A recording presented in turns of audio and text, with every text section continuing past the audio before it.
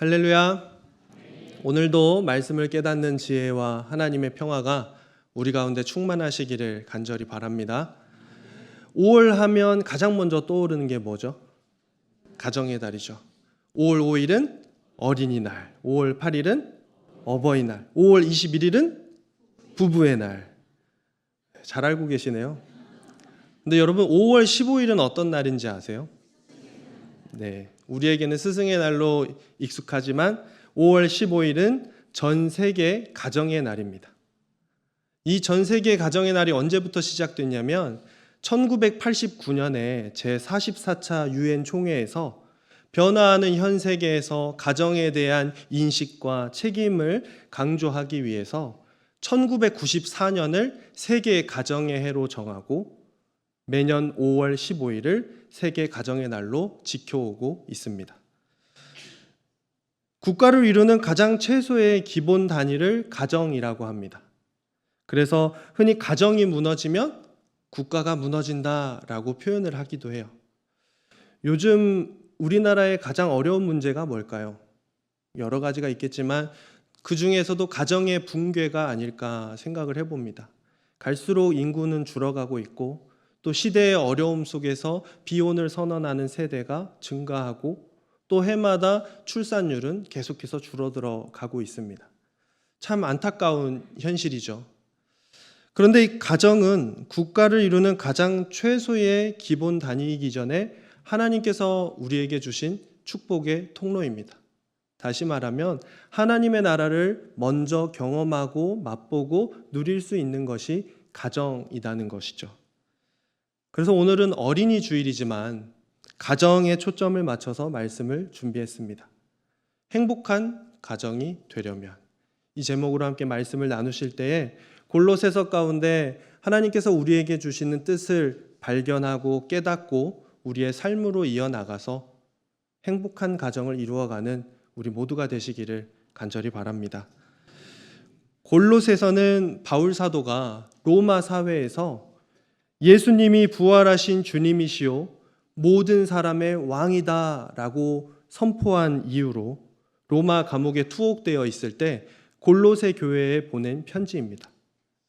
그런데 이 골로새 교회는 바울 사도가 세운 교회가 아니었어요.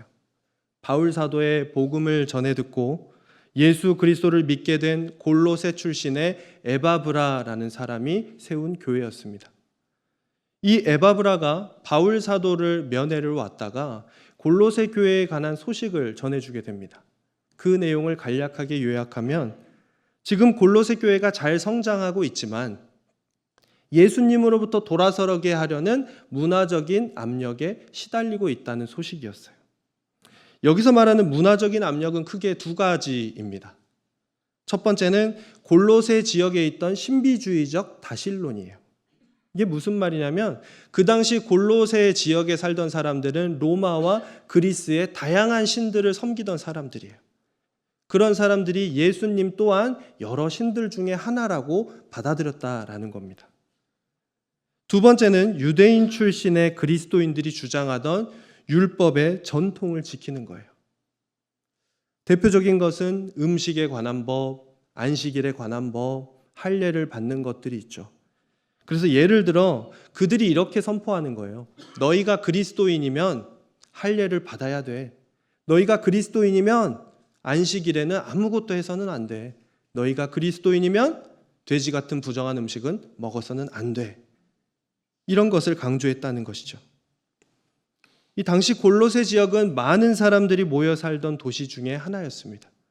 그러니 혼합된 종교와 문화가 매우 발달된 곳이죠. 이런 곳에서 예수 그리스도를 구주로 받아들이고 교회 공동체로 살아간다는 것은 그들에게 매우 어려운 일이었습니다. 게다가 골로새 교회 성도의 상당수가 이방인들로 이루어져 있었기 때문에 이런 문화적인 압력은 많은 사람들로 하여금 예수에게서 돌이켜서 이전의 삶으로 돌아가게 만들었다는 거예요. 바울 사도는 바로 이러한 문제점을 파악하고 골로새 교회에 편지를 쓴 것입니다. 그래서 골로새서의 핵심은 간단해요. 예수 그리스도가 부활하신 주님이기 때문에 거짓에 미혹되지 말고 예수 그리스도로 말미암아 옛 사람을 버리고 새 사람이 되라는 것입니다.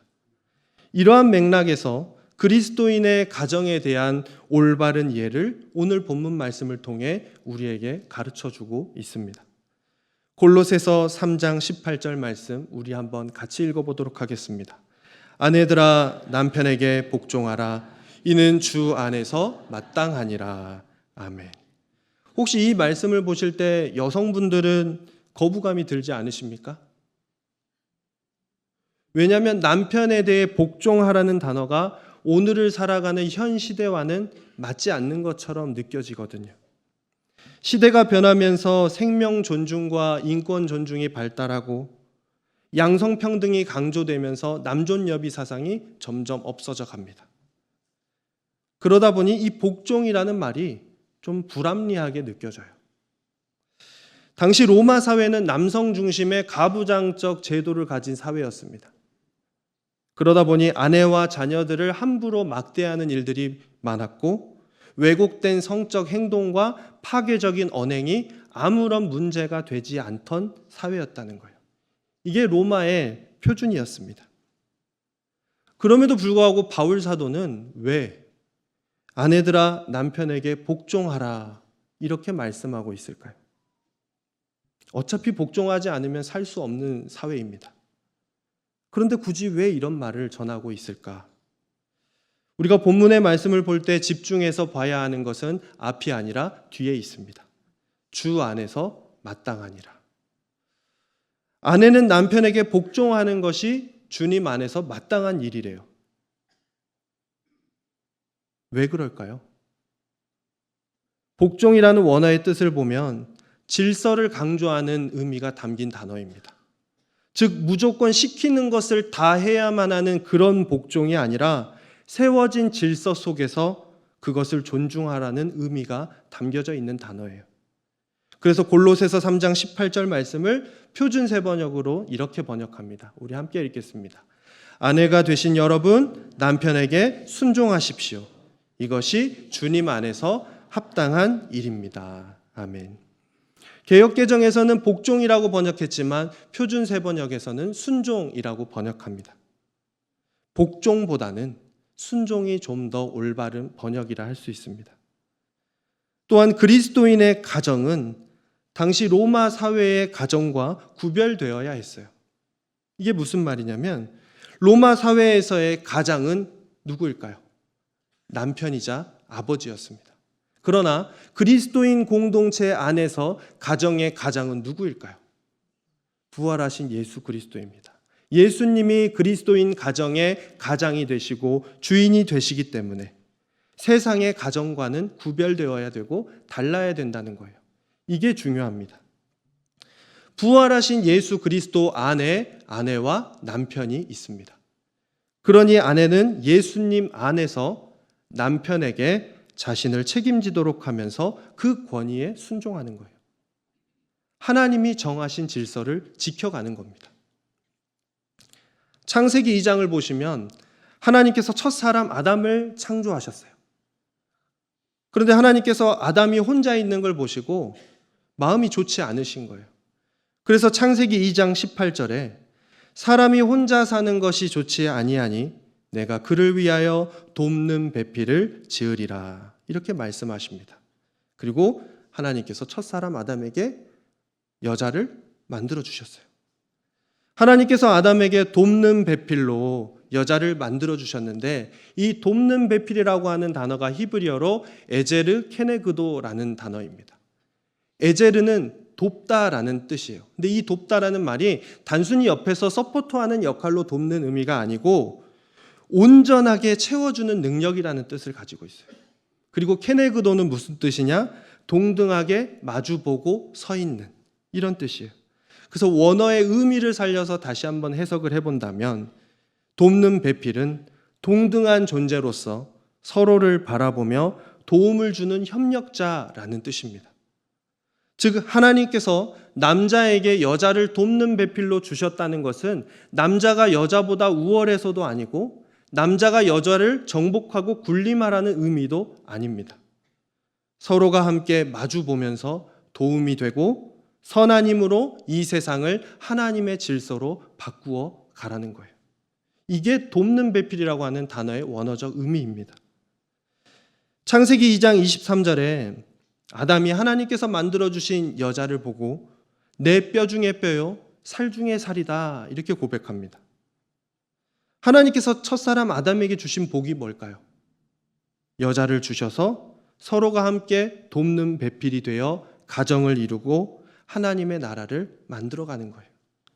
그러니 본문 18절 말씀에 표준세 번역으로 번역할 때 아내가 되신 여러분 남편에게 순종하십시오.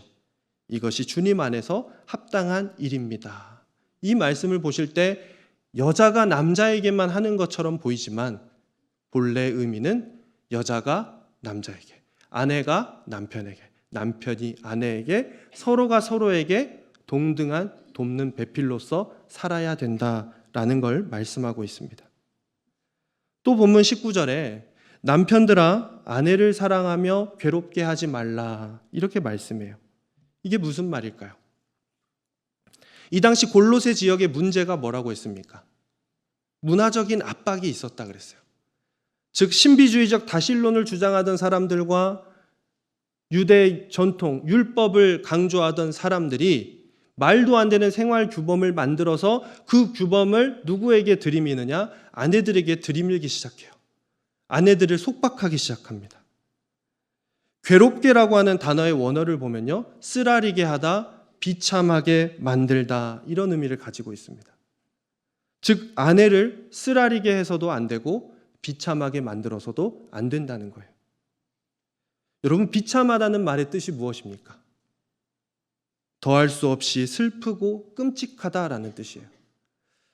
부부 사이에서 비참함을 느끼는 경우가 언제일까요? 비참함. 사랑받지 못한다 느낄 때 비참함을 느낍니다. 당시 사회에서 여성과 아이는 인간 취급을 받지 못했습니다.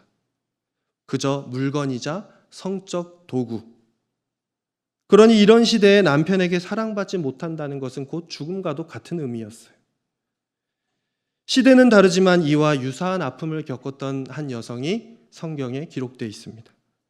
창세기 29장 31절에 여호와께서 레아가 사랑받지 못함을 보시고 그의 태를 여셨으나 라헬은 자녀가 없었더라. 이렇게 말씀합니다. 레아가 남편으로부터 사랑받지 못했던 그 아픔을 가지고 있던 여성이죠. 그러나 하나님께서 이런 레아의 마음을 아시고 자녀의 복으로 갚아주셨어요. 그런데 여러분 이 사랑이라고 하는 것은 또 다른 말로 관심이라고도 표현해 볼 수 있습니다. 사랑은 곧 관심이죠. 우리가 말로는 사랑한다, 사랑한다 하지만 사람의 사랑이 어떻습니까? 자기주관적이에요. 자기중심적이에요. 상대방이 원하는 관심과 사랑이 아니라 내가 원하는 관심과 사랑을 주고서는 뭐라고 말합니까? 그건 당신을 사랑하는 거예요. 바로 이런 시대적 배경과 상황 속에서 바울 사도는 남편은 아내를 사랑하고 아내의 행복을 최우선으로 여기며 사는 것이 그리스도인 가정의 가장이 되시는 예수 그리스도에 대한 복종이다라고 우리에게 가르쳐주고 있습니다. 가정의 달을 맞이해서 내놓았던 한 설문지가 기억이 나요. 대상이 총 3가지입니다. 배우자, 자녀, 부모님이에요. 당신의 아내가 좋아하는 음식은 무엇입니까? 당신의 남편이 좋아하는 음식은 무엇입니까? 당신의 아내가 언제 행복함을 느낍니까? 당신의 남편이 언제 행복함을 느낍니까? 당신의 아내가, 당신의 남편이 당신과 함께 하고 싶은 것이 무엇입니까? 이제 이런 내용들이었는데 그거에 대한 답을 적는 거죠. 근데 제가 막상 체크를 해보려니까 아는 게 없는 거예요. 말로는 사랑하는 아내이고 사랑하는 자녀이고 사랑하는 부모님이라고 말은 하지만 또 기도할 때는 하나님 우리 가정이 행복한 가정 되게 해주세요라고 기도하지만 정작 아는 게 하나도 없는 거예요. 그래서 그 설문지를 보면서 많이 부끄러웠고 그동안 내가 사랑이라고 하는 이 단어 안에 얼마나 내가 이기적으로 살았나 삶을 돌이켜보는 시간이었습니다. 사랑하는 성도 여러분, 우리 잠시 옆에 있는 분들과 눈을 한번 마주쳐 보실까요? 눈을 한번 마주쳐 보세요. 우리 옆에 있는 사랑하는 가족이 가장 좋아하는 음식이 뭔지 아십니까? 가장 좋아하는 게 뭔지 아십니까? 언제 행복함을 느끼는지 아십니까? 여러분과 함께 하고 싶은 게 뭔지 아십니까? 근데 옆에 가족이 아니라서 모르겠다는 눈치들이 막 보이셔요. 우리가 육체의 피를 나눈 가족은 아니지만 예수 그리스도의 보혈로 하나 된 대광 공동체입니다. 신앙 공동체예요. 혹시 옆에 눈 마주쳤던 분들 이름 알고 계십니까? 뭘 좋아하는지 알고 계세요? 우리가 밖에서 마주치면 분명 저 사람이 대광교회 성도인 것 같은데 아는 척을 할까 말까 고민하던 적 있으시죠? 그리고 자연스럽게 그냥 고개를 뚝 숙이고 지나가실 때도 있었을 거예요. 그러나 우리는 오늘 이 날을 기점으로 해서 나의 육체적인 피를 나눈 가족만이 아니라 우리 함께 신앙생활하는 이 대광 공동체 안에 가족들도 돌아볼 줄 알아야 돼요. 이 사람의 이름이 무엇인지, 어떤 어려움이 있는지, 아픔이 있는지, 기도 제목은 무엇인지 우리가 알아야 돼요. 그리고 함께 나눠야 합니다. 만약 그렇지 못해 왔다면 오늘을 기점으로 다시 한번 반성하고 돌이키는 삶들이 다 되시기를 간절히 바랍니다. 계속해서 20절에서 21절 말씀을 우리 함께 또 보도록 하겠습니다. 함께 읽어보겠습니다. 자녀들아, 모든 일에 부모에게 순종하라. 이는 주 안에서 기쁘게 하는 것이니라. 아비들아, 너희 자녀를 노엽게 하지 말지니 낙심할까 함이라. 아멘. 이 말씀 또한 앞서 말씀드렸던 내용과 핵심은 같습니다. 부활하신 예수 그리스도께서 이 가정의 주인이 되시기에 그 주님 안에서 우리에게 맡겨진 자녀는 내 소유가 아니라 내 물건이 아니라는 거예요. 자녀 또한 부모를 하나님이 세우신 질서로 받아들이고 순종하는 자세가 필요하다는 거예요. 왜냐하면 가정 안에서 자녀와 부모는 하나님이 세우신 질서이기 때문에 그렇습니다. 자녀는 부모를 보는 그대로 따라해요. 그래서 옛말에 자식을 보면 부모를 안다 그랬어요. 여러분 혹시 식사 전에 기도하십니까? 안 하세요? 제 부끄러운 고백인데 제가 이제 가족들과 함께 식사를 하다가 어쩌다가 기도를 빼먹었어요. 그리고 막 밥을 먹고 있는데 저희 두 아이가 저를 쳐다보면서 이렇게 물어보는 거예요. 아빠, 기도 안 해? 하나님께 감사하다고 기도하고 먹어야지. 제가 이 말을 듣는데요. 너무 부끄럽고 막 뜨끔했어요. 또 한 가지가 더 있습니다. 제가 이제 식사 전에 기도를 하는데 두 손도 모으지 않고 눈도 뜨고 그냥 가만히 이렇게 그냥 하고 밥을 먹었어요. 또 아이들이 또 뭐라고 물어봤을까요? 아빠, 기도 안 해? 그러니까 제가 뭐라고 말했을까요? 마음속으로 기도했어. 그리고 며칠 지나서 아이들하고 밥을 먹는데 둘째가 이러는 거예요. 나도 마음으로 기도해야지. 물론 꼭 기도할 때 두 손을 모아야 하는 것도 두 눈을 감아야 하는 것도 정답은 아니에요. 그러나 아이가 이런 말을 할 때 제가 너무 부끄러웠어요. 여러분, 부모는 자녀의 거울입니다. 그러니 정말 말 한마디 한마디, 단어 하나하나 잘해야 돼요. 왜냐하면 소중하니까. 어차피 이 세상은 죄로 가득하고 오염되었고 언젠가는 이 아이들도 그 세상에 나가 살아야 하기 때문에 오염되고 더러움이 묻을 것이니 그냥 지금부터 그렇게 살아라 하고 내버려 두면 될까요? 안 돼요. 끝까지 부모로서 책임을 다하고 지켜줄 수 있는 데까지 지켜줘야죠. 신앙도 마찬가지입니다. 사랑하는 우리 자녀들에게 건강한 신앙, 바른 믿음을 보여주셔야 돼요. 예수 그리스도를 믿는다는 것이 어떤 것인지, 어떻게 사는 것인지, 무엇인지를 명확하게 보여주셔야 돼요. 우리가 밖에서는 체면상 거룩한 척이라도 하잖아요. 우리 교회에 오시면 서로 마주치면 찡그립니까?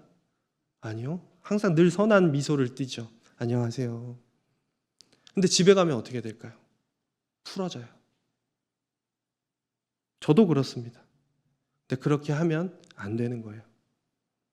제일 좋은 교육이 뭘까요? 직접 삶으로 보여주는 겁니다. 그래서 예수님께서도 제자들을 데리고 공생의 기간을 보내셨던 거예요. 부모가 되다 보니까 가끔 착각하는 게 있습니다. 어떤 착각이냐? 자녀가 내 소유라고 하는 착각이에요. 그래서 내가 원하는 대로 키우려고 합니다. 나의 꿈을 이루는 그 대상으로 키우려고 합니다. 우리가 드라마를 보다 보면 자주 듣는 대사가 있어요. 부모가 자녀에게 하는 말. 내가 너를 어떻게 키웠는데 나한테 이렇게 할 수가 있어. 그런데 시편 127편 3절에 이렇게 말씀합니다. 우리 같이 한번 읽어볼까요? 보라, 자식들은 여호와의 기업이요 태의 열매는 그의 상급이로다. 아멘. 이렇게 분명하게 말씀하고 있어요. 자녀들이 누구의 기업입니까? 여호와의 기업이라고요. 자녀가 누구의 것이에요? 하나님의 것이에요. 가정의 불안은 내가 높아지려고 할 때 나타납니다. 가정의 불안은 내가 주인이 되려고 할 때 나타나는 거예요. 분명 우리는 그리스도인이고 예수 그리스도께서 우리 가정의 참 주인 되심을 알아요. 근데 그것을 순종하며 받아들이는 것이 쉽지가 않습니다. 그러니 날마다 우리는 십자가를 기억하고 하나님의 말씀 앞에 나와야 하는 거예요. 우리가 구해야 할 기도는 다른 기도가 아닙니다. 내 자녀가 잘 되게 해주세요. 이런 기도가 아니에요. 우리가 구해야 될 기도는 하나님, 제가 낮아지게 해주세요. 하나님, 제가 하나님의 자리에 앉지 않게 해주세요. 내가 낮아지면 자연스럽게 예수님이 높아지십니다. 그러면 우리 가정이 가야 할 길이 보이기 시작하는 거예요. 왜요? 예수님께서 말씀으로 이끌어 가시거든요. 우리에게 어떤 길로 가야 하는지 내가 원하는 길이 아니라 하나님께서 원하시는 그 길과 방향으로 이끌어 가시기 때문에 그래요. 그런데 이게 말은 쉽습니다. 제가 부모가 돼 보니까 자녀에 관련된 일은 하나도 쉬운 게 없어요. 그러니 더더욱 어떻게 해야겠어요? 내가 낳았어도 내 자녀가 아니요 하나님의 자녀입니다. 그저 나는 하나님께서 이 아이를 맡겨주셨으니 하나님의 말씀대로 잘 양육하겠습니다. 이것을 우리는 늘 기억하며 살아야 됩니다. 잠언 22장 6절에 이렇게 말씀해요. 마땅히 행할 길을 아이에게 가르치라. 그리하면 늙어도 그것을 떠나지 아니하리라. 아멘. 아이에게 무엇을 가르치라고 합니까? 마땅히 행할 길을 가르치라는 거예요. 이게 뭘까요? 마땅히 행할 길. 하나님께서 그 아이에게 걷도록 만들어 놓으신 길이에요. 내가 만드는 길이 아니고 하나님이 만들어 놓은 길입니다. 그 하나님이 허락하신 길을 걷도록 우리는 가르쳐야 되는 거예요. 이제 오늘의 말씀을 마무리하겠습니다. 사랑하는 대광의 가족 여러분, 우리 모두는 행복한 가정을 이루고 싶어 합니다.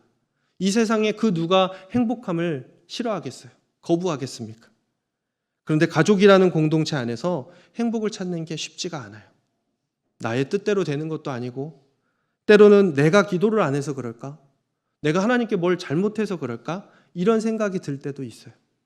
그러나 우리 가정이 행복한 가정이 되기 위해서는, 영적 질서를 회복하기 위해서는 우리의 가정의 주인은, 우리 가정의 가장은 부활하신 예수 그리스도다라는 참된 고백이 있어야 합니다.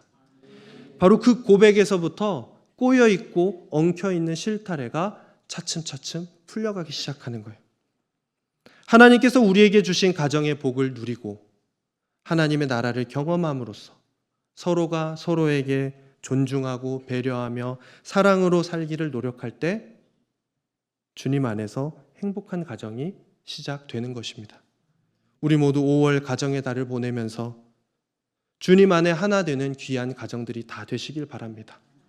더욱이 육체의 피를 나눈 가족뿐만 아니라 우리 대광 공동체가 서로가 서로를 좀 더 알아가고 서로의 이름을 알아가고 서로의 아픔을 알아가고 함께 정말 참된 주 안에서의 한 가정을 이루어가는 귀한 공동체 될 수 있기를 주님의 이름으로 축복합니다. 기도하겠습니다. 은혜로우신 하나님, 오늘도 말씀을 통하여 저희를 향한 하나님의 뜻을 깨닫게 하시니 감사합니다. 그동안 우리는 하나님이 주신 가정이라는 선물을 나의 노력으로 얻은 것 마냥 착각하며 살아왔습니다. 우리 가정의 참된 가장은 부활하신 예수 그리스도인데 내가 그 자리에 앉아 있었습니다. 자비로우신 주님, 주님 앞에 낮아지게 하시고 주님이 우리 가정의 참된 가장이 되셔서 우리의 가정을 올바른 길로, 행복의 길로 인도하여 주옵소서. 감사드리며 우리 구주 예수 그리스도의 이름으로 기도합니다. 아멘.